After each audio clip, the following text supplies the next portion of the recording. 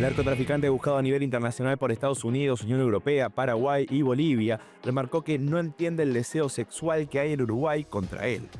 Uruguay, me fui en 2018 y nunca más volví. No entiendo cuál es el deseo sexual que tienen conmigo. ¿Por qué no se ocupan mejor de los problemas del país y se olvidan de mí, que estoy lejos hace 7 años?, remarcó. Respecto de Bolivia, el país donde fue visto por última vez en 2023, dijo que el narcotráfico es el crecimiento para este país y aseguró que no hay ninguna prueba contra su familia. Pero el narcotraficante no se olvidó de Paraguay, donde fue extraditada su esposa, Gianina García Troche, y encarcelada. Ustedes malparidos que también viven del narcotráfico en gran parte de su país, respeten el narcotráfico. Dejen de meterse con mi familia. Tienen a la madre de mis hijos presa. Si van a seguir haciendo una persecución a mi familia, más vale que tengan los huevos bien puestos, porque pelear con fantasmas es difícil. Yo tengo media ciudad tomada. No voy a accionar porque sé que mi problema con tiempo y dinero lo voy a solucionar, pero ustedes me están agotando la paciencia, afirmó Marcelo. Buenas noches, bienvenidos a Séptimo Día, la mesa de debates más grande de la televisión del Uruguay. En los últimos años nos hemos acostumbrado a hablar de desarticulación de bandas, cierre de bocas, ajustes de cuenta, barrios tomados por organizaciones criminales, incautaciones de drogas enormes encontradas en Europa provenientes de Uruguay. Sabemos los nombres y los apellidos de muchos narcotraficantes. Los crímenes, los asesinatos se han multiplicado y la violencia con los que se cometen también. ¿Dónde estamos parados respecto al narcotráfico? ¿Cuál es la incidencia en la seguridad del país? Uruguay es un país de lavado, de tránsito, de acopio. ¿En qué punto exactamente estamos parados? ¿Hay soluciones? ¿Cuáles son? ¿Cómo afecta esto al desarrollo del Uruguay? Para hablar de estos temas de narcotráfico tenemos una mesa que es un lujo hoy. Vamos a comenzar presentando a los integrantes fijos. Natalia Ubal, Martín Aguirre, bienvenidos. Gracias, Leo. ¿Cómo están?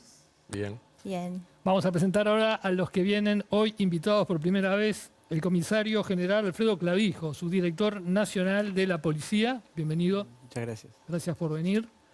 Nicolás Martinelli, abogado, ex ministro del Interior. Bienvenido.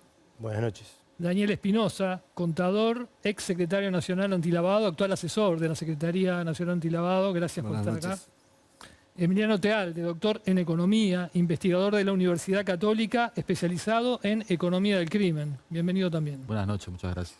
Gabriel Tenenbaum, doctor en Ciencias Sociales, profesor de la Facultad de Ciencias Sociales de la UDELAR, co-coordinador del Grupo de Investigación, Juventudes, Violencias y Criminalidad en América Latina. Gracias por estar. Buenas noches. Y por último, Patricia Noy, presidenta del Sindicato de Funcionarios Policiales de Montevideo. Trabajó durante varios años en la Brigada Antidrogas. Bienvenida también. Buenas noches, muchas gracias. Empecemos hablando de la situación actual. ¿Dónde estamos parados respecto al narcotráfico, Natalia? Bueno, hay algunos elementos más estructurales que seguramente en el panel se mencionen, como algunos cambios que ha habido en los últimos años. Se han multiplicado las rutas del narcotráfico hacia el sur, se está hablando que Uruguay es un centro de acopio, se está hablando de que se ha reactivado su papel como plaza de lavado de activos. Pero yo me quería centrar un poco en la cuestión de la evolución de los delitos y ver la presencia del narcotráfico a partir de la evolución de los delitos. Algunas cifras las vamos a ver un poco más adelante. Han aumentado, se han triplicado las denuncias por delitos de drogas en los últimos años y además han aumentado las denuncias por extorsión. Pero si uno mira, yo me voy a tener en el indicador de los homicidios y ahí uno ve que a partir de 2012 empiezan a aumentar de manera significativa los homicidios vinculados a los grupos del crimen organizado, vinculados a los delitos de drogas. Y tenemos ahí una situación de que Uruguay tenía tasas estables de homicidios por 100.000 habitantes, situadas en 7, 8, y hoy estamos cerca de 11. En los últimos años, en promedio, hemos estado en el entorno de 11 homicidios cada 100.000 habitantes. Y si uno mira, por ejemplo, la distribución territorial en Montevideo, ve cómo esto es muy distinto. Vieron que a veces los promedios esconden situaciones que son muy diferentes. En el norte de la ciudad tenemos tasas de entre 20 y 30 homicidios cada 100.000 habitantes. Estas cifras las saco de un trabajo de investigadores de la Universidad de Ort, que se llaman Bodin y Runitzky, que ellos analizaron segregado por territorio y vieron cómo, mientras en el norte había tasas del entre 20 y 30 homicidios, en las zonas más del sur de la ciudad teníamos tasas de entre 0 y 7. Entonces ahí está concentrado la problemática claramente en términos territoriales. Y después si uno mira otras cifras, como por ejemplo mira cuánto pesan los homicidios por rapiñas, hurtos y copamientos en el total de los homicidios comparados con los homicidios vinculados a delitos de droga, vemos cómo hay un cruce claramente en las gráficas, esto a partir de un trabajo que hicieron los colegas del observador Diego Cayota y Tomer Urbitz. Hay un cruce en 2021, o sea, en 2021 ya los homicidios por delitos de drogas pasan a ser más que los homicidios por delitos vinculados a rapiñas, hurtos y copamientos. Y llegando a, por ejemplo, el año 2024, que fueron un cuarto solamente de los homicidios, fueron homicidios vinculados a rapiñas, hurtos y copamientos, solo un cuarto de los homicidios totales, el resto, la mayoría de ellos vinculados a delitos de crimen organizado y delitos de drogas. Ahí tenemos claramente algunas cifras simplemente, pero que dan cuenta de un cambio en la estructura y en la evolución de los delitos, que dan cuenta también de la presencia del narcotráfico. Martín. Sí, yo creo que estamos mal en el tema y no soy muy optimista de que podamos estar mucho mejor por una razón bastante simple que te la cuento con un ejemplo. El año pasado estuve en Indonesia visitando a un amigo que vive ahí y vos llegás al aeropuerto de Denpasar y tenés un cartel gigante que dice: en este país hay pena de muerte para cualquier persona que tenga cualquier cantidad de cualquier droga, ¿no? Y lo cumplen, o sea, no es un discurso vacío, porque hace un par de años ejecutaron a un brasileño que llevaba cocaína, o sea, ejecutan gente por droga. Vos salís del aeropuerto, caminás 15 cuadras y te ofrecen todas las drogas que puedas imaginarte cada 2 minutos en la calle. Entonces, hay un problema de fondo que es, mientras hayas alguien que quiera consumir drogas, va a haber alguien que esté dispuesto a correr el riesgo de entregársela. Y me parece que lo que estamos viviendo es un poco las consecuencias de una política en la cual Uruguay no tiene demasiado que hacer al respecto, pero que no tiene una salida visible a la vista. Entonces, ¿qué podés hacer? Yo creo que en el fondo poco de lo que puedes hacer es tratar de reducir tu exposición para no ser un lugar que sea un paraíso o que sea un lugar donde sea muy fácil para que los que toman las decisiones no usen Uruguay. Pero me parece que hasta que no haya un cambio de cabeza a nivel más general sobre el tema de la política de drogas, todo lo demás son paños fríos que no van a llegar a soluciones de fondo. El subdirector nacional de policía, comisario general, Alfredo Clavijo, ¿lo ve así también? ¿Es una batalla que no tiene solución? Buenas noches. Buenas noches. Yo me quedo con lo último, con lo que dijo de que lo que debemos de hacer para impedir que cosas que vienen sucediendo se incrementen o se mantengan, que ya es un escenario difícil.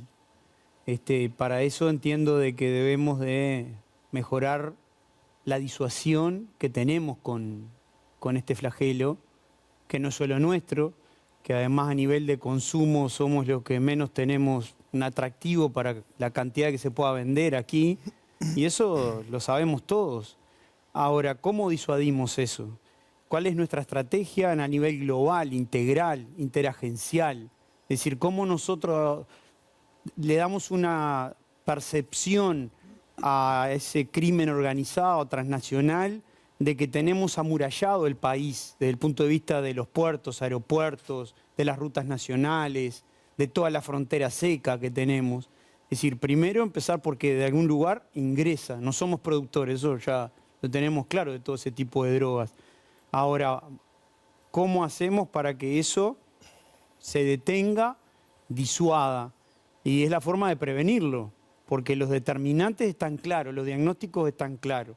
Para eso en el Ministerio de Interior estamos, y no solamente en el Ministerio, sino en todas las directivas que se nos ha dado, abocados en realizar operaciones dentro de un plan que vaya fortaleciendo todo el control de frontera, que no es algo que no se venía haciendo, porque se ha venido haciendo a lo largo de los años, el incremento de la tecnología en la frontera, grupos de investigaciones, pero quedan mucho por hacer. Concretamente, hay un espacio aéreo que debemos de seguir controlando de mejor manera, los controles en los pasos de frontera, en las aduanas. Para nosotros es vital eso.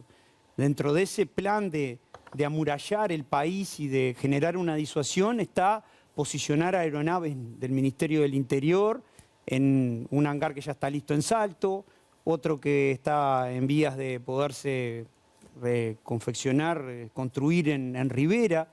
Eso para nosotros es vital. Empezar por ahí, las rutas nacionales, el control de rutas nacionales, fortalecer todo lo que es el control de rutas nacionales. Lo vimos ahora recién, el caso de ahí atrás de la UAM, es decir, que era un camión que iba a transitar con la intención de llegar a Rivera.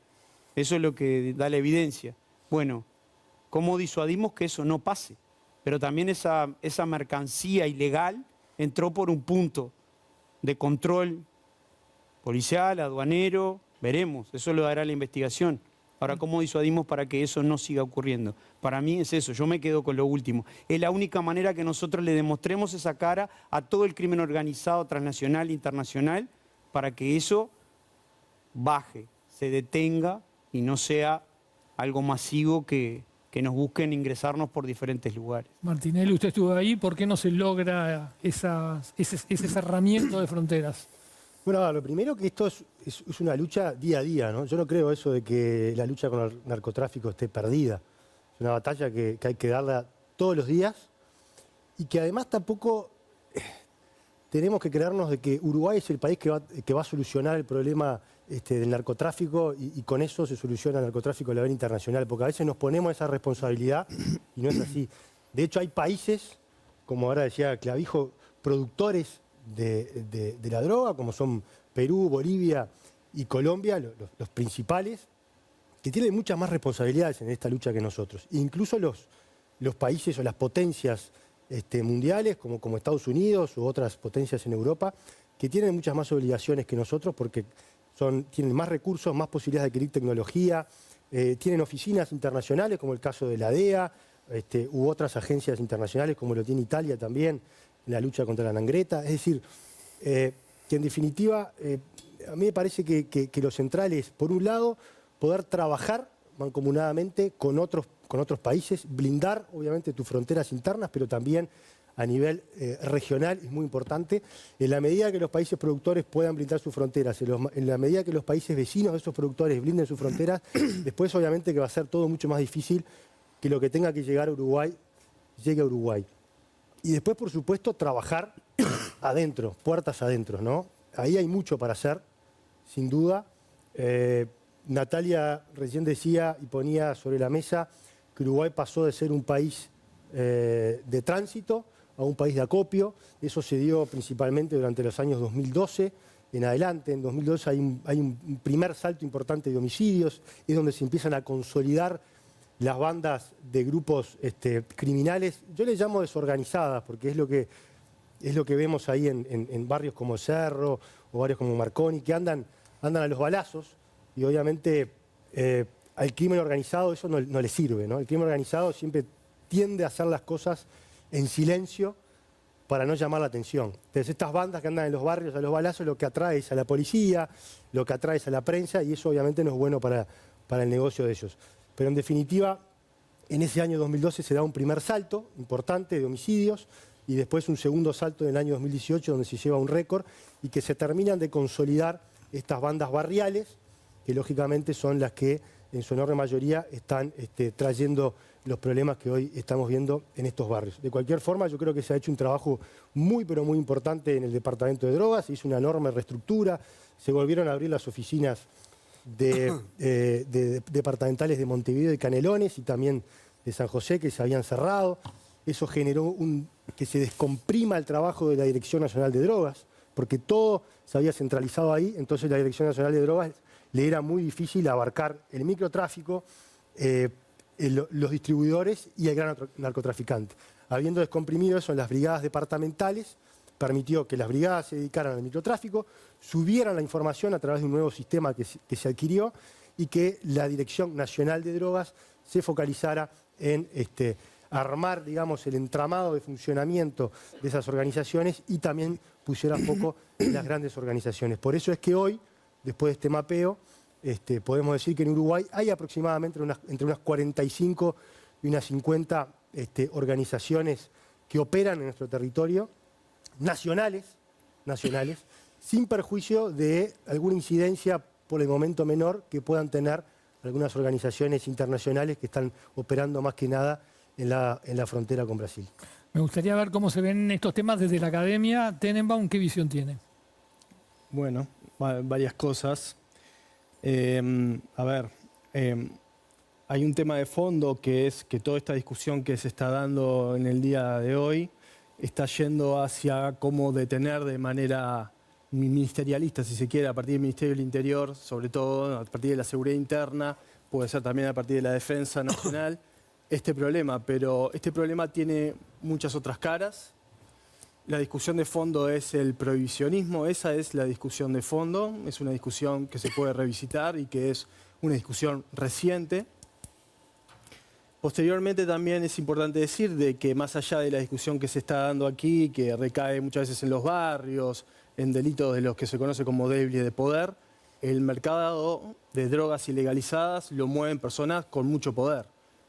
Este mercado es un mercado internacional y tiene una gran división del trabajo, y para que cocaína que sale de los países andinos llegue a Montevideo y arribe a Europa, se necesita gente que con mucho poder, se necesita corrupción, se necesita mecanismos aceitados de lavado de activos, si no el negocio no funciona. Lo que acontece, la violencia que acontece en los barrios, que es muy preocupante, no es lo que mueve el negocio, ahí no está. Tenemos grandes países como potencias mundiales, como Estados Unidos o países europeos, que no han podido blindar sus fronteras. Entonces, tenemos un recorrido de casos, de muchos ejemplos, una serie de ejemplos muy importantes, desde el prohibicionismo hace más de 100 años, pero sobre todo de los 70, cuando estamos en esta política internacional de guerra contra las drogas que permea, hegemoniza generalmente en las políticas criminales de nuestros países. Tenemos un derrotero de fracasos buscando controlarlo de esta manera. Entonces, me parece que la discusión en todo esto, que esto no digo que no sea importante lo que estamos hablando, pero hay que ensayar otras cosas. Tenenbaum habló del lavado, la importancia que tiene. ¿Por qué tenemos tanto agente de presa? 24% de los presos han sido procesados por delitos de narcotráfico. Si eso le sumamos los que fueron procesados por rapiñas que tienen que ver con temas vinculados a narcos, son más todavía. Pero por lavado, poca gente. ¿Por qué? Bueno, tenemos que empezar por algo obvio, ¿no? El lavado no es inocuo, ¿no? El lavado es el que alimenta lo que decía Gabriel, acompaño lo que dice Gabriel, es el que mantiene las organizaciones delictivas vivas y les da poder, ¿no? ¿Y qué pasa en Uruguay? ¿Qué ha pasado en Uruguay? No hemos estado, Martín hablaba de no convertirnos en un paraíso, y yo creo que todavía nos está quedando algo de eso, del viejo paraíso que quisimos ser, porque en este último periodo hubo como un aflojamiento de controles, hubo la propia evaluación de riesgos que hizo el gobierno en 2023, señaló que no estábamos trabajando bien, justamente la causa de los bajos resultados, que no estábamos trabajando bien, que todo el Estado no estaba poniendo el esfuerzo que tenía que poner en el combate. Organismos muy importantes en el combate que tienen mucha información y tienen gente capacitada como la DGI o el Banco Central, no estaban haciendo el esfuerzo que deberían hacer. ¿Y eso qué es? Eso es falta de voluntad política, de priorización. El lavado no fue considerado en las medidas para combatir el narcotráfico. Y acá Martinelli aprobaron 15 medidas para combatir el narcotráfico, el lavado no estaba incluido, no se consideró.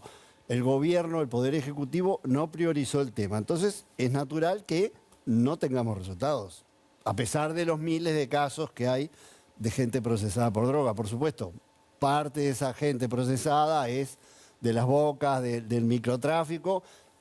Dejemos esa parte ahí. Pero como decía Gabriel también, hay organizaciones que mueven mucho dinero. Y a esas organizaciones no les estamos pegando, no les estamos llegando. Y eso es lo que tenemos que plantearnos para adelante. ¿Cómo vamos a cambiar esta situación para adelante? Tealde es especialista en economía del crimen. ¿Cómo se ve lo que dice Espinosa respecto a la importancia del lavado? Bueno, por supuesto que es un elemento. También creo que es importante tener en cuenta que Uruguay juega en el comercio internacional de drogas un papel relativamente secundario.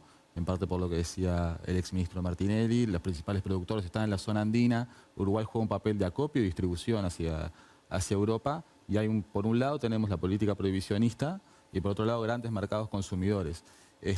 Uruguay, digamos, se quiere, digamos, una externalidad negativa de todo esto. Todo lo que le pasa a Uruguay, la violencia que conlleva esta situación. Y ahí lo que nosotros nos tenemos que preguntar como país es qué medidas podemos tomar para paliar esta situación de violencia.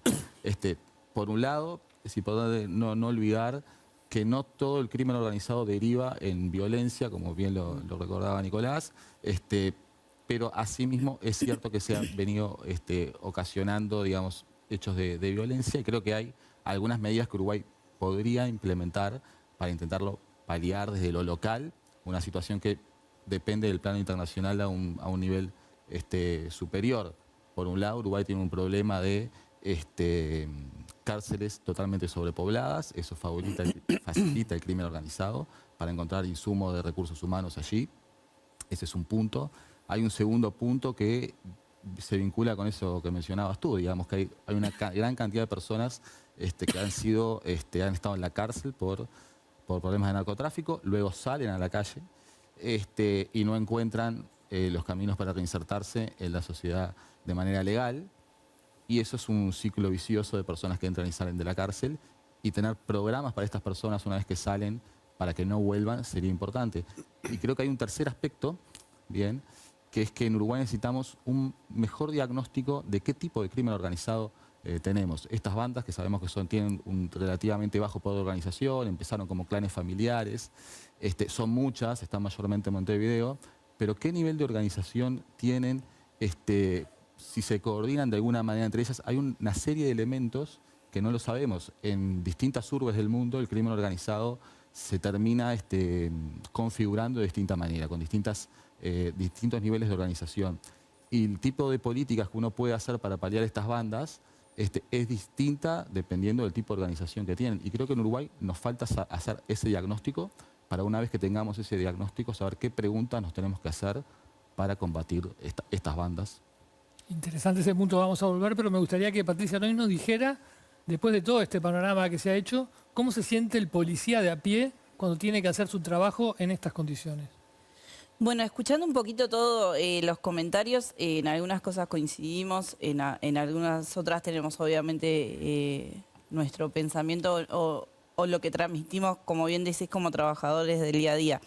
A ver, uno de lo que percibimos es que, y sobre todo yo estuve en la brigada antidroga hace unos cuantos años atrás, pero conversando con los compañeros, una de las diferencias y lo que vemos es que si bien Uruguay siempre fue un paso de lo que es la droga, hoy en día vemos el incremento del consumo propio del país también. O sea, se ven más consumidores que inclusive antes se veían más en la gente que vivía en la calle, en situación de calle, en condiciones más vulnerables, pero sin embargo hoy también vemos, se ve el que trabaja en la calle, el consumo de más gente que no es únicamente de situaciones críticas o que viene en situación de calle. O sea, hay más consumo también dentro de la propia población uruguaya y que no hay un abordaje real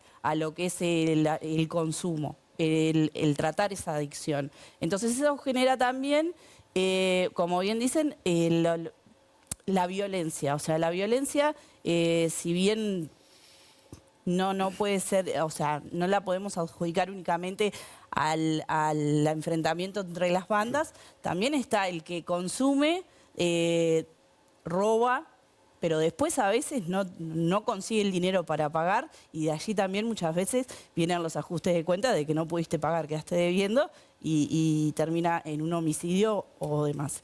Entonces, para el policía, a ver, nosotros lo que vemos es, hoy en día uno dice, bueno, cerrás una boca, perfecto, pero hay que ver el contexto también social y de esa familia, porque vos podés cerrar la boca de la persona que la maneja allí en ese momento, pero esa persona también tiene familiares que cerraste allí, que inclusive en un momento estuvo planteado el tema de tapar taponear las bocas, pero te la abren en otro lugar. Y ahí ya te genera también el enfrentamiento, porque como hay varias bandas, el enfrentamiento entre las bandas de que le ocupaste territorio a otro.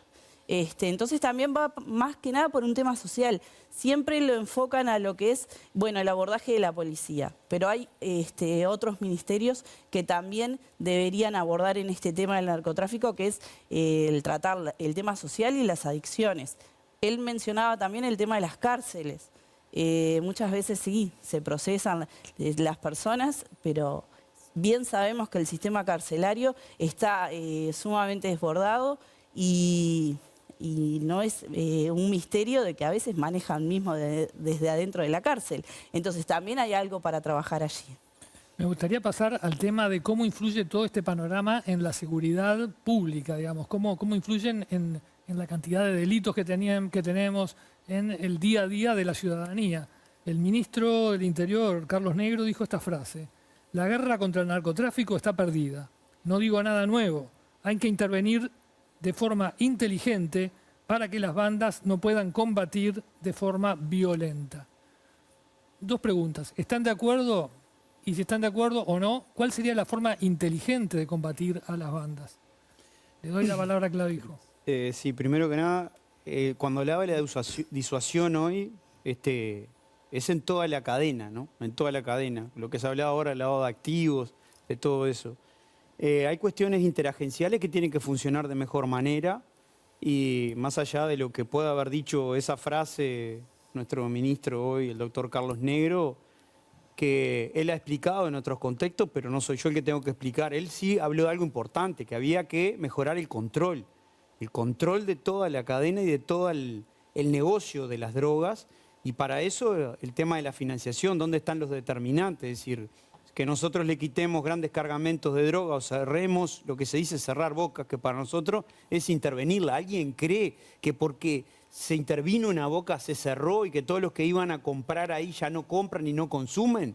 No, el mercado sigue igual, como decía Patricia, hay un problema de consumo. Ahora, en el aspecto de... Hay muchos relatos sobre esto, pero lo importante son las realidades. La realidad es que nosotros nos encontramos hoy con una situación donde desde el punto de vista del combate al lavado de activos o de todo el sistema integrado de lucha contra el crimen organizado y el narcotráfico hay debilidades. Por ejemplo, yo hace una semana que vengo en contacto con el oficial de cumplimiento del Banco de República porque él tenía que recibir los listados de personas condenadas por delitos que son precedentes de lavado de activos y no lo estaba pudiendo hacer porque lo tenía que hacer desde una página que se llama Tu Cara Me Suena, donde solamente había un dato que es el nombre y el apellido y no todos los datos que tenía que tener. Le decían que la sacaran de ahí. Bueno, hay que generar otros vínculos. Esto de lo interagencial. Cuando hablamos de disuadir, tenemos que disuadir todo, desde el lavado, el acopio, el tránsito y también la venta. Ahora, nosotros como policías todos los días salimos a reprimir cualquier situación que altere la paz pública, el orden público y que violente derechos de las personas. Somos policías, así que no entrenamos y nos preparamos para una guerra. El conflicto el escenario de la guerra no estuvo en mi formación durante lo que la hice, lo que me entrené y me especialicé. Hace 28 años que decidí ser policía y defender los principios máximos que rigen en nuestra Constitución de la República. Para nosotros el más importante es la democracia, la paz pública, el orden. Por ende, todos los días vamos a salir a reprimir, porque reprimir para nosotros es un deber. No está por encima de nada, de ninguna orden. Así que cada vez que los policías, eso cuando se dice que los policías pueden dejar de hacer, no, es cada policía en todo el territorio nacional sale a trabajar y a cumplir con la ley. Y el que no lo hace es omiso, por ende también tiene responsabilidad. ¿Le falta inteligencia a la policía sobre las bandas criminales que hay en Montevideo? Como decía la inteligencia policial ha sido una herramienta de una gran fortaleza para la policía. Que falte interagencialmente compartir a veces información y acceder a la información para poder dar una percepción de que realmente estamos compartiendo, eso es lo que nos hace falta, porque nosotros, para procesar la información y crear la inteligencia, lo que necesitamos es toda la información y no parte de la información, no solamente la que colectamos nosotros, sino la que tienen todos los entes. Este tema del Banco República, si ellos no pueden verificar que esas personas condenadas están haciendo operaciones financieras que tal vez puedan ser extrañas, ahí estamos como cortando ese trabajo interagencial. Entonces, cuando hablamos de que estamos reprimiendo, combatiendo estas situaciones, tiene que ser no solamente con la policía, hay otros estamentos dentro de esto. Ahora mismo hace el viernes, lo podrá hablar mejor ahí el colega, pero hay presentado una ley de una modificación de la ley de activos, es decir, nuevos delitos que se van a integrar, hay nuevas modalidades, porque acá es importante decir quién está financiando esto. Sin dinero no hay posibilidad de este negocio. Y eso es complejo. Me pidieron la palabra casi todos, Martín, Natalia, Espinosa y Martinelli. Vamos por parte, el primero fue Martín. No, yo creo que, a ver, sobre las declaraciones de Negro, yo estoy de acuerdo. Creo que es una guerra que no tiene sentido, que en algún momento la sociedad mundial se va a replantear eso, pero bueno, creo que lo que no corresponde es que el ministro que está encargado de reprimir el delito sea el que salga y diga ese tipo de cosas, ¿no? Pero hay varias preguntas que surgen del conflicto que tenemos entre manos, para no decirle guerra. Una es, ¿por qué en Uruguay se consume tanta droga, no? Porque la realidad es que cuando uno mira los números y sobre todo y sale y ve, hay un consumo de drogas muy llamativo en Uruguay, que alguien estaría bueno, algún sociólogo, alguien que explicara cuál puede ser la base de eso. Pero después, si uno mira las noticias, hay dentro del universo de drogas que hay en el mercado uruguayo, hay dos que se roban totalmente los titulares, ¿no? Que es la pasta base y la cocaína. La cocaína porque es la que se exporta para el primer mundo y es la que trae grandes bandas y grandes cargamentos, y la pasta base, que es la que genera más conflictividad social, la que la vemos en la calle, la que genera y la que en muchos sentidos estigmatiza a los sectores más humildes. Yo lo que me gustaría preguntarle a los expertos es, ¿tienen conexión? ¿Cómo es un mercado uruguayo el que importa pasta base de cocaína? ¿Por qué importa pasta base? ¿Hay un mercado tan apetecible? Es más barato y menos riesgoso. Eso se ha explicado hace muchos años, el ingreso de la pasta base en el Uruguay, cuándo fue, por qué se dio, hacia dónde va dirigida. Ahora también capaz que puede ser una estrategia del crimen organizado, porque nos tiene manteniendo gran cantidad de recursos, como decía el doctor Martinelli, es decir, en los barrios, con una cantidad de policías, reprimiendo el delito barrial, las violencias, toda esa cantidad de boca, pero después cuando miramos todo lo que estamos dedicando al lavado de activos, al crimen organizado, qué cantidad de recursos, qué cantidad de preparación, qué fortaleza tienen esos recursos. Entonces, acá esto no solamente lo digo yo, es decir, esto a nivel internacional, he estado en eventos donde los presidentes de países muy, muy complicados con esto lo he escuchado, es decir, ¿cuánto de todo esto es la realidad, es lo que vive o es un producto con un objetivo, con una estrategia? Porque hay una estrategia. Si no, ¿cómo lo logran? ¿Esto es producto de algo que se dio de manera casual o es algo que fue planificado? Porque la cantidad de miles de funcionarios que están abocados a esos barrios que tenemos, que es una demanda, porque la comunidad hay que defenderla, hay que cuidarla. Es ahora y todos los días, como lo dije. Ahora, esto otro, ¿qué cantidad de funcionarios? Y a nivel de toda la estructura, del Estado como en el lavado de activos. Espinosa. Tenemos un problema, quiero apoyar lo que decía el comisario. No importa, Alfredo. En general. Alfredo. General. Algo mismo. Tenemos un problema serio con los datos. Y un problema serio de que, un poco lo que yo decía, hay organismos muy importantes que tienen datos y no los aportan o los aportan parcialmente. No hay un sistema justamente que permita lo que sugiere Clavijo. Entonces, no solo a nivel público-público, sino público-privado. Tenemos una red de sujetos obligados, de bancos, de instituciones financieras, escribanos, y no le estamos dando información que podría ser útil para esa labor. Entonces, ¿qué hizo este gobierno? Creó el Sistema Integrado de Lucha contra el Narcotráfico y el Crimen Organizado. Y el objetivo básico de ese sistema es apuntar al intercambio efectivo de datos, al trabajo efectivo a nivel operativo. El diagnóstico que pide TEALDE no lo podemos hacer si no tenemos datos afinados, datos económicos, datos de todo tipo. Entonces, creo que es una buena apuesta ese sistema integrado de control para que los organismos a nivel operativo, los que tienen datos, los que investigan, trabajen y intercambien datos. Martinelli. Eso es una apuesta. Martinelli. No, bueno, son varias respuestas que quiero dar. Primero, coincido con Tealde.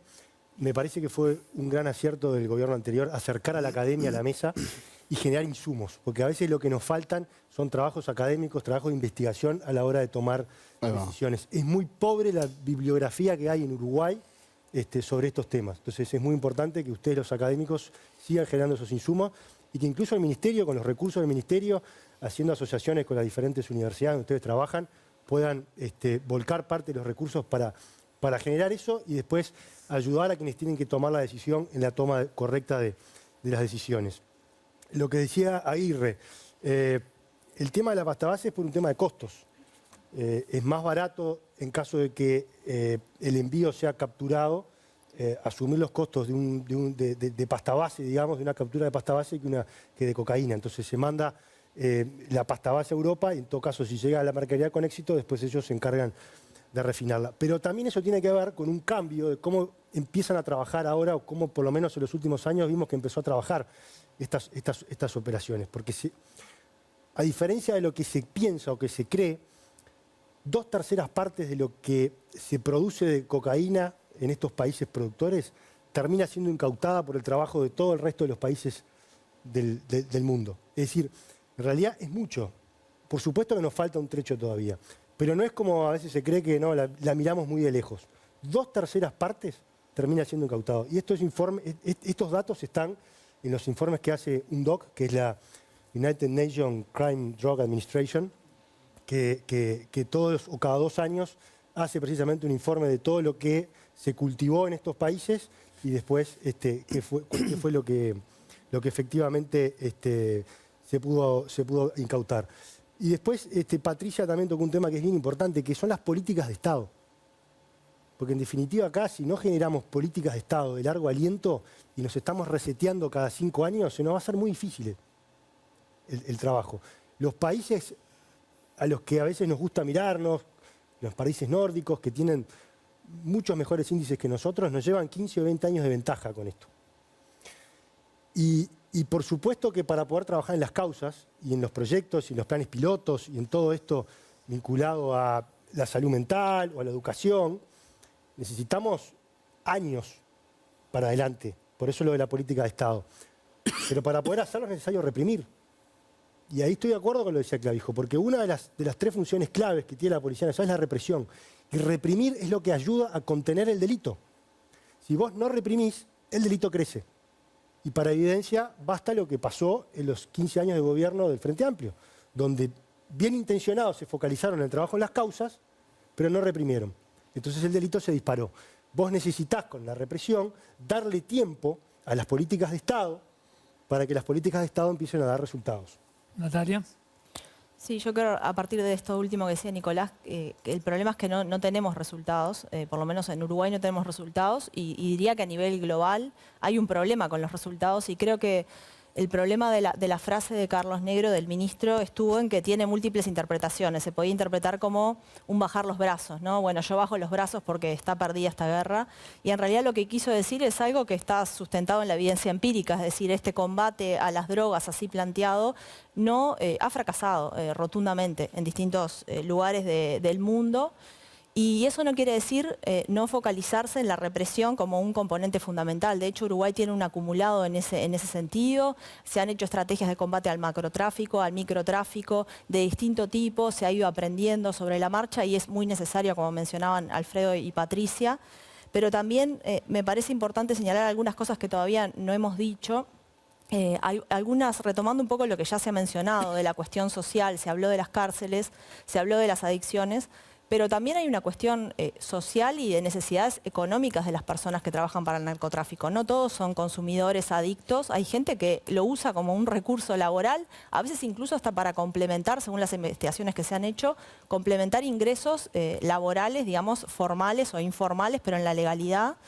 y a veces hasta incluso para obtener dinero extra para, esto se ha mostrado en trabajos de campo, ¿no? No sé, útiles escolares, regalos de fin de año, hasta, puede parecer una locura, pero hay veces que se apuesta a tener un ingreso extra a través de algún trabajo puntual ilegal o personas que ya están vinculadas a otros delitos que se suman a los delitos de narcotráfico. Entonces hay una problemática social compleja que hay que abordar también. Y además hay otros elementos que no mencionamos, como el tráfico de armas y como la tenencia de armas en Uruguay, que es altísima, ¿no? Estamos entre los primeros países del mundo y de la región en cantidad de armas por habitante. Y tenemos un registro formal, pero se estima que hay casi la misma cantidad de armas circulando de manera ilegal, informal. Y entonces es un tema a atacar, creo que el ministro actual lo ha mencionado. Y el lavado de activos, que se mencionó recién, ahora tenemos un proyecto de ley que hay que ver, lo tiene que discutir el Parlamento, pero que disminuye nuevamente el tope para las transacciones en efectivo, ahora a $40.000, estaba, si no me equivoco, en 150.000. Eso es un elemento importante también para el combate al lavado de activos. Y el financiamiento de los partidos, que no lo mencionamos, ¿no? Que es un elemento también hay falta de controles, vimos que todos los partidos mayoritarios del Uruguay incumplieron la ley de financiamiento de los partidos y no hay control ni sanción posible, digamos, por lo menos por ahora.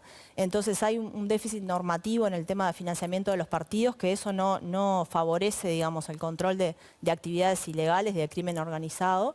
Y por último, quería retomar lo que mencionó Gabriel del paradigma prohibicionista y de empezar a hablar, por lo menos poner sobre la mesa la regulación y la despenalización de todo el mercado de drogas. Digamos, no es una locura, lo ha dicho expresidentes de acá del Uruguay, Jorge Valle, Luis Alberto Lacalle Herrera, y lo han dicho además una comisión de líderes mundiales. Estuvo el expresidente de Brasil, Fernando Henrique Cardoso, el expresidente de Chile, Ricardo Lagos, estuvo el escritor peruano Mario Vargas Llosa, fallecido recientemente, todos ellos planteando hay que regular, hay que despenalizar las drogas, hay que poner, por ejemplo, prohibiciones como existen para el alcohol y el tabaco, que no consuman los menores, prohibir el consumo a menores, hacer campañas de bien público, poner impuestos altos. Pero me parece que es un debate que está claro que no lo podemos hacer solos, Uruguay, pero que tenemos que poner sobre la mesa en todos los países para empezar a salir de esta locura que está generando costos altísimos en términos de vidas en todos nuestros países, ¿no? Me pedía la palabra Patricia. Sí, yo quería puntualizar dos cosas bueno, que escuchándolos un poco, que tampoco quede ese sentir, porque obviamente me preocupa todo lo que puedan pensar y lo que puedan recepcionar todos los policías que trabajan en el combate del narcotráfico, ¿verdad? Lo que dijo en realidad el ministro, él ya explicó que no fue realmente lo que quiso decir, no voy a enfatizar en eso, pero se sigue mencionando el sentir de que se perdió la guerra contra el narcotráfico y no está bueno que quede eso. Porque hay muchos policías que salen día a día a combatir este delito, el narcotráfico. Hay compañeros que inclusive han perdido la vida en allanamientos y demás. Entonces, el decir y enfatizar en que se perdió la guerra contra el narcotráfico, entonces decimos, retiramos a todos esos policías que no hagan más la tarea. Podemos decir que capaz que no se está dando los resultados que obviamente toda la población y todo el sistema político querría, sí, bien, pero busquemos, como decía, con qué más lo podemos reforzar, que no recaiga solo en la policía.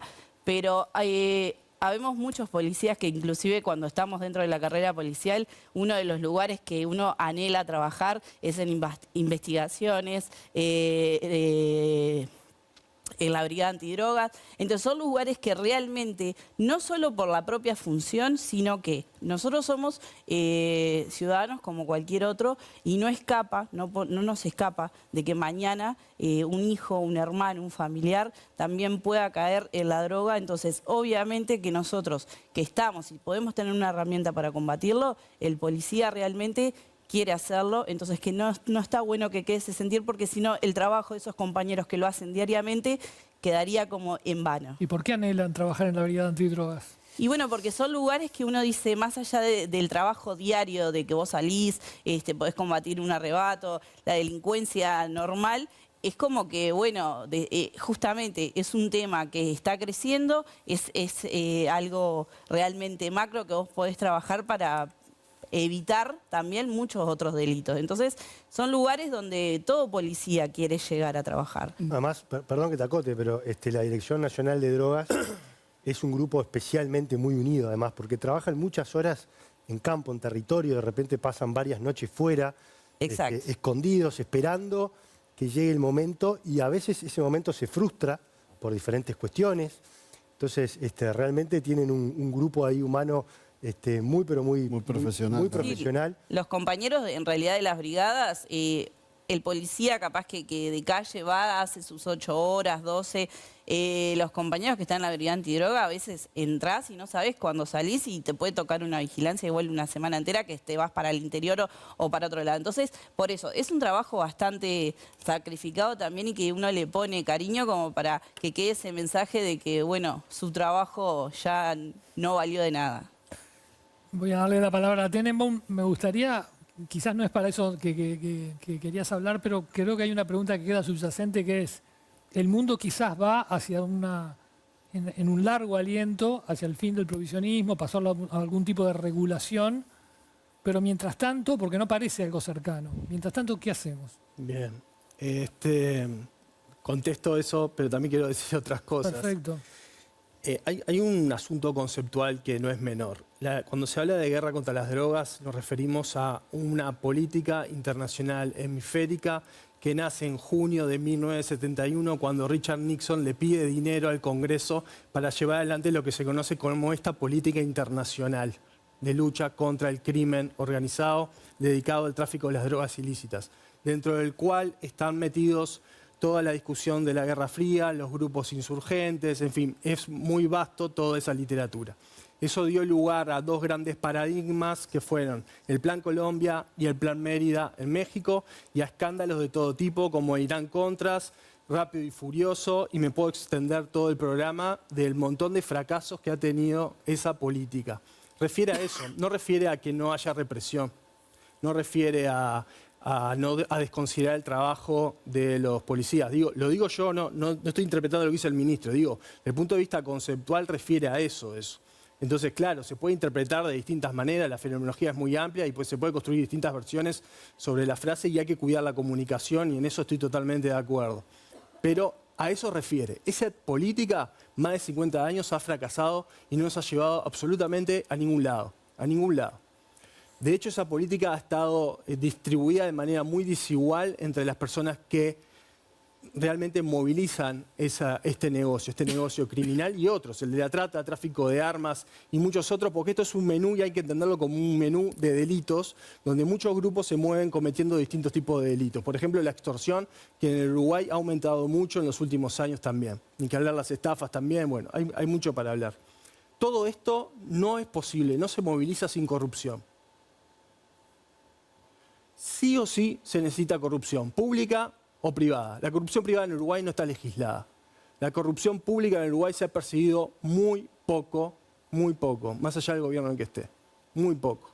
Y tenemos un grave problema con eso. Porque para movilizar la mercancía, para movilizar los activos, se necesita sí o sí complicidades, connivencia, protección. Si no, esto no funciona. No funciona. Entonces, es muy importante prestar atención hacia cómo se distribuye la capacidad que tiene el Estado para minimizar este negocio. Yendo a tu pregunta, hay un camino, el prohibicionismo tiene muy poco tiempo en lo que es la humanidad, probablemente ninguno de nosotros lo veamos. Hay un camino muy lento que se está recorriendo con respecto a la regulación, sobre todo con el cannabis y distintas formas de presentación, consumo, etcétera. Queda explorar otros tipos de sustancias. Probablemente no sea posible explorar todas, sobre todo las drogas de diseños tienen una explosión que es imposible ir tras de ellas. Algunas generan daños muy, muy importantes, metanfetamina, en fin, hay muchas. El tema es ver qué sucede con eso. Pero ahora tenemos sobre todo un grave problema en nuestra región relacionado con la cocaína. Entonces, una discusión con base en regulación y ver control de riesgos de la cocaína es necesario y es ineludible. Me pedía la palabra Tealde. Yo creo que en este problema de cómo nos afecta el narcotráfico a la seguridad ciudadana, nosotros nos enfrentamos a un trilema, el trilema entre narcotráfico, corrupción y violencia. Combatir las tres cosas a la vez es algo que ningún país lo ha podido hacer hasta el día de hoy. Entonces, si nosotros queremos combatir el narcotráfico, eso va a aumentar el precio de la corrupción y la corrupción va a aumentar. Si queremos combatir la corrupción, luego eso va a derivar en mayor niveles de violencia por parte de los narcotraficantes. La carta de Marcet, la carta que le manda a Paraguay, es muy clara en ese sentido. Si ustedes no aceptan el precio, voy a atacar con violencia. Este trilema que no se puede atacar todo a la vez ha llevado a algunos a pensar, bueno, ¿qué es lo peor de todo esto? Bueno, la violencia. Entonces, toleremos narcotráfico, toleremos corrupción, pero que no haya violencia. El problema de eso es que siempre han sido equilibrios inestables. En Colombia en algún momento se hizo, a finales de los 80. En Brasil se hizo, Río de Janeiro, un poco antes de que Río de Janeiro fuera anunciada como sede de la Copa del Mundo y los Juegos Olímpicos. Pero todo eso fueron equilibrios inestables. Esas treguas que se le dieron a las bandas terminaron consolidándolas, siendo más poderosas, y luego estalló. Entonces, yo creo que en el corto plazo tenemos una disyuntiva bastante fuerte, entre mayor violencia o menor violencia, pero tolerando otras cosas, y en el largo plazo subsiste el problema que tendremos que atacar otras causas estructurales. ¿Qué tan grande es la corrupción hoy en Uruguay? Es difícil, es un comportamiento oculto, con lo cual obviamente es difícil de medirlo.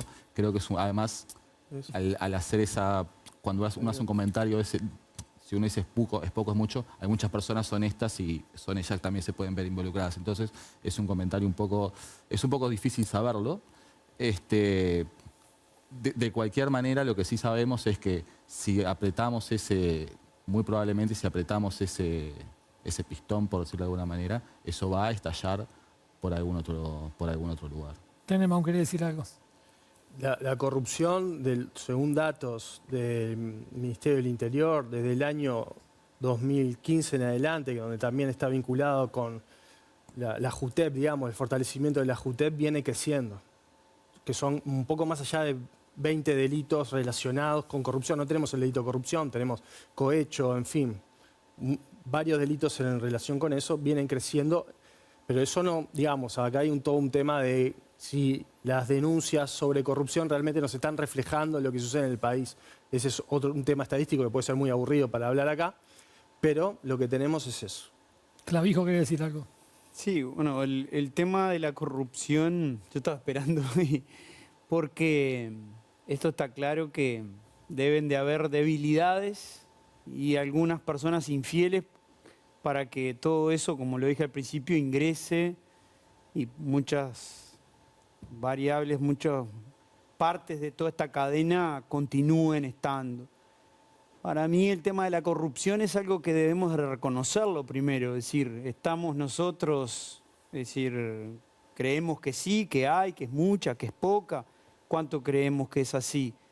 Y para eso, bueno, todo el sistema de justicia, no hay una fiscalía anticorrupción, va a la fiscalía de delitos económicos, hay muchos temas sobre eso. Después, demonizar es simple, es muy simple. Es simplemente comunicarlo, relatarlo. Las realidades son que tal vez lo que está ocurriendo realmente no es lo que se está persiguiendo y para eso hay a veces pocos mecanismos de poder cómo llegar a generar esa profilaxis, pero concretamente es algo complejo y hay que atender y aceptar de que puede estar y estar en gran medida. Luego el tema de lo social, obviamente que en esta estrategia nosotros trabajando, ahora estamos interagencialmente con un programa que se va a llamar Más Barrio, donde el Ministerio del Interior va a diagnosticar desde el punto de vista de dónde están todas las incidencias violentas de una cantidad de delitos para darle un tratamiento diferencial a esos barrios. En todo el territorio, obviamente que en algunos se concentran todas las violencias y también los delitos de narcotráfico o de microtráfico principalmente. Me quedo con algo de las armas, sí, la política de armas, es decir, ha sido como muy fluctuante, hay una ley de armas, se crea un decreto que es muy fuerte y de mucha inflexibilidad en algún término para que las armas, porque a veces las armas que usa el crimen son armas que entraron legalmente, pero que fueron incautadas y terminaron en manos del delito. Si no tenemos control sobre lo legal, y ahí me quedo con algo que dijo un abogado que estuvimos contigo, ¿te acordás? Es decir, paraguayo, que decía, cuando lo ilegal es lo que predispone lo ilegal, es decir, es como ese vehículo, ¿no? Se usa. Entonces en eso también es algo importante, que están marcándose varias acciones que vamos a tomar y que se tienen que tomar con las armas, pero con esto quiero cerrar. Un arma es metal con polímero, con plástico, necesita munición. Y cuando hablamos contra el arma y quitar el arma, la munición. No ha habido hasta hoy un decreto de control estricto de la munición. De la munición. Flexibilizamos un decreto de las armas en base a la reglamentación. Ahora, si tiran 50, 60 tiros, yo lo digo como un especialista en operaciones especiales, si yo tiro 30 es porque tengo 200. Si no, yo dosifico mis tiros. Entonces, si se tira mucho es porque se está accediendo a mucho. El control de la munición, sea de lo privado y lo público, tiene que estar, porque ahí también puede haber otro tipo de corrupción. Así que para nosotros eso es muy importante y estamos trabajando en eso. Recién hablaba de la Fiscalía de Delitos Económicos. Me tocó estar hace poco en una de ellas. En el equipo no tenían un contador. O sea, esa fiscalía no tenía un único contador. Hay un contador para toda la fiscalía. O sea, Todas. creo que dice mucho de las cosas que venimos hablando. Vamos a ir una tanda ahora. Al regreso vamos a hablar de esto. Le voy a preguntar a Martinelli por qué las fiscalías, si el sistema político no es responsable en parte de estas falencias. Y vamos a hablar de las medidas urgentes que hay que tomar para enfrentar este flagelo. Ya venimos.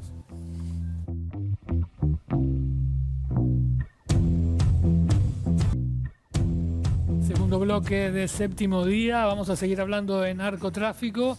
Nos queda poco tiempo, le pedimos brevedad a todos los panelistas. Me gustaría preguntarles qué podemos esperar de aquí en más y cuáles serían las medidas urgentes que hay que tomar si queremos reducir la violencia que genera el narcotráfico.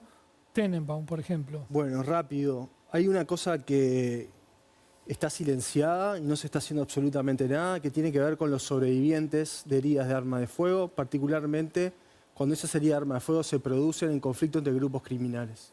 ¿Qué se está haciendo con esas vidas que muchas veces se truncan en su desarrollo educativo, en su desarrollo laboral, sus familias?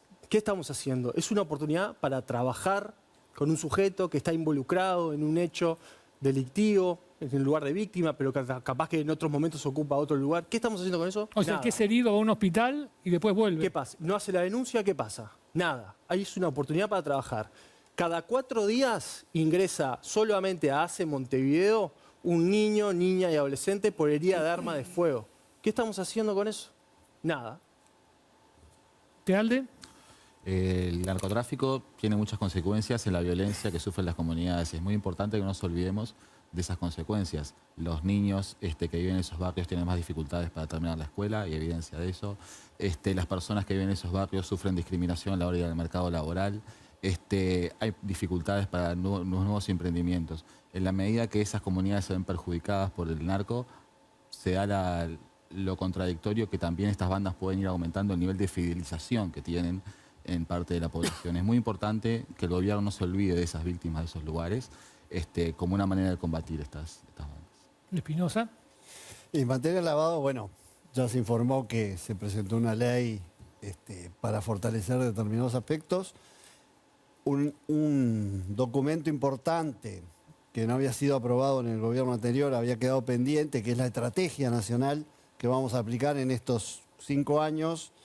Se revisó, se modificó en algunas partes y se va a aprobar a más tardar el mes que viene.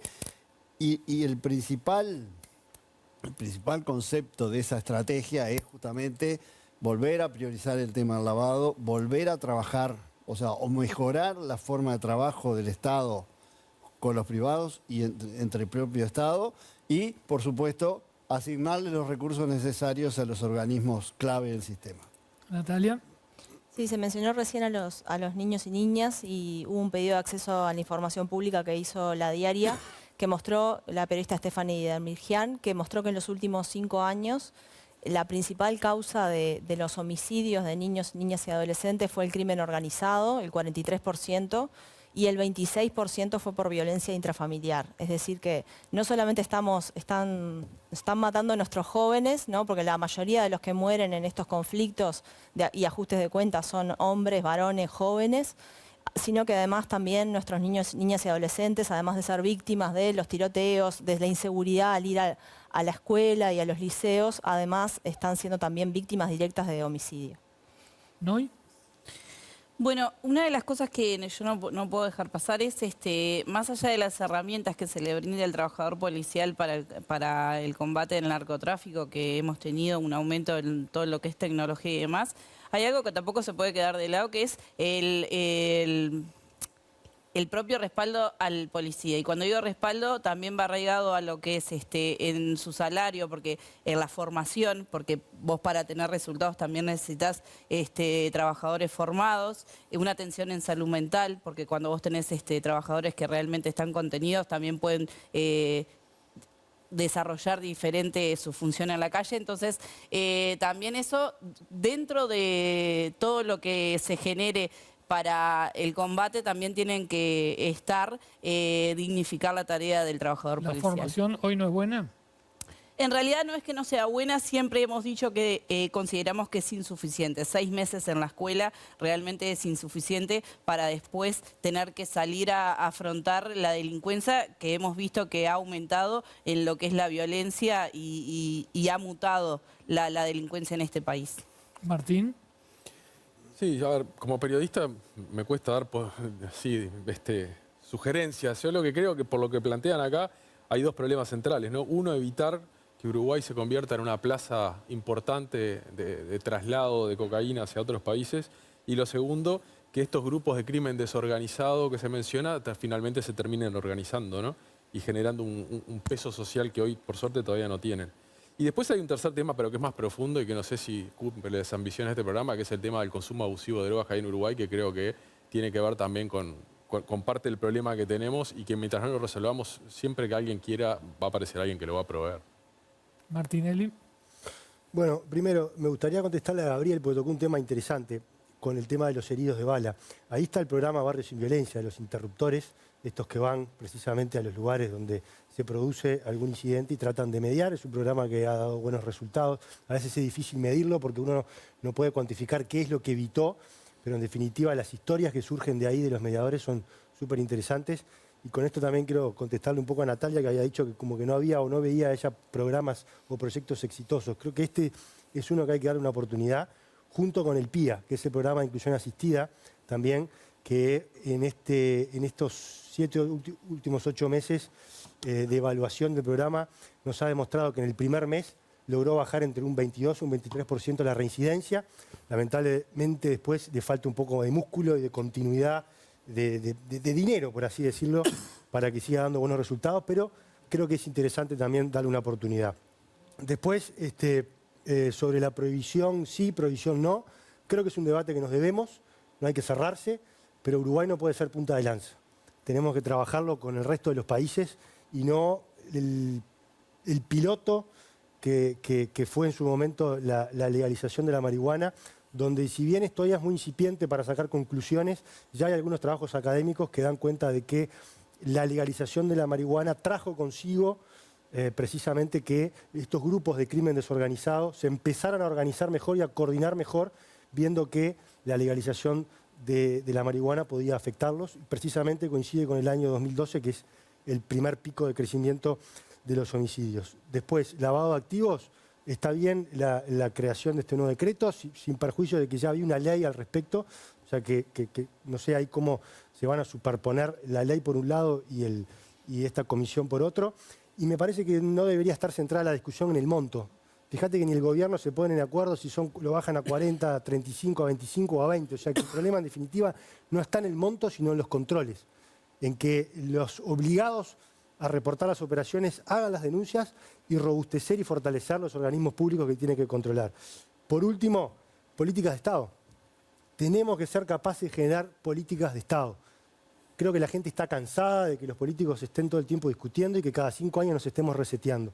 Creo que ese es el gran mensaje que quiero dejar hoy en ese sentido, y que cuando el gobierno que es pie convoque a este llamado de de acuerdo multipartidario en materia de seguridad pública, ahí estaremos para aportar. Leo, yo quería hacer una aclaración que nunca dije que no hubiera proyectos ni programas exitosos, ni tampoco que hubiera que bajar los brazos y que ¿no? los policías que con toda la tarea que hacen tengan que bajar los brazos. Simplemente lo que me estaba refiriendo era el fracaso del paradigma de la guerra contra las drogas, que lo explicó muy bien Gabriel hace unos minutos. Clavijo, antes de que diga lo que tiene preparado, me gustaría preguntarle si está de acuerdo con que en seis semanas, ¿cómo es? ¿Tiempo de preparación para los policías en la escuela? 6 meses. 6 meses. El personal subalterno. ¿Es poco tiempo? La base de esa formación ha estado analizada de que es el tiempo adecuado, por eso es personal de la escala básica, lo básico. Ahora, yo lo que iba a decir que las acciones que estamos llevando adelante, la estrategia que está dirigiendo el ministro Negro se basa en 3 pilares fundamentales, que uno es fortalecer todo el control, como lo dije, todo el control posible ante el narcotráfico, desde las rutas, las fronteras y todos los sistemas. Con eso también todo el vínculo interagencial, que es muy importante para nosotros, para compartir la información de manera confidencial, reservada, pero con un objetivo claro, que sea reprimir esas acciones peligrosas y disuadirlas, porque eso también implica que no sigan repitiéndose. Para ello, más tecnología, más logística aplicada, pero lo último tiene que ver con lo que decía Patricia, que tiene que ver con la especialización de las personas que van a dedicarse a esto específicamente, que es delicado. Lo digo como un especialista en operaciones especiales que se dedicaba desde el punto de vista táctico a reprimir las acciones del crimen organizado y del narcotráfico, en este caso. Son difíciles, son complejas, por eso entiendo que de base es correcto. Ahora, luego de eso, lo hemos hablado con Patricia, tiene que haber fases de especialización. Nuestro centro principal de formación, la Escuela Nacional de Policía, tiene que ser un centro de formación y especialización. En eso se está trabajando, que existan especialidades. Hoy en día necesitamos robustecer, fortalecer los mecanismos para llegar a esas unidades especializadas, que también son profilácticos. Importante que además se le dé la formación para que cuando llegue no tenga que aprender el trabajo. Estoy seguro que Patricia, cuando fue a droga, no recibió antes una especialización para ir a drogas. Eso es algo que está, que los policías lo venimos impulsando hace muchos años. Hay unidades que existen, otras no, pero no está en la currícula instruccional. Por ende, se quiere crear la Escuela de Investigaciones de la Policía Nacional para especializar a esos investigadores, a lo que se van a dedicar a investigar, y que no sea un recurso descartable. Algo que eso de que nada comienza en una gestión ni termina, que es continuidad, hay que darle continuidad, pero con una proyección de profesionalizarla, especializarla, tecnificarla, porque en eso se nos va el futuro. Pero dejar en claro y en tranquilidad a toda la comunidad que todos los días las mujeres y varones policías en todo el territorio nacional salen a reprimir toda acción ilegal con los recursos que tienen, pero con mucho sacrificio, con mucha voluntad, con mucha entrega, y eso quiero remarcarlo y todos lo compartimos, y es algo que debe también de valorarse y trabajar en fortalecer, porque a veces solo pensamos en lo que hay que hacer afuera, pero tenemos que ver lo que hay que hacer adentro, en el arriba, en el abajo, dice el ministro, afuera y adentro. Adentro hay que seguir fortaleciendo en capacitación, en formación, en tecnología, en logística, pero también desde el punto de vista de cómo vive esa persona. Si no, puede ser a veces muy vulnerable ante todo este poderío que principalmente es violento, pero también es económico. Llegamos así al final del séptimo día. Les agradezco a todos sus aportes, su tiempo. Muchas gracias por haber venido. Nosotros nos reencontramos la semana que viene tratando otro tema en la mesa de debates más grande de la televisión uruguaya.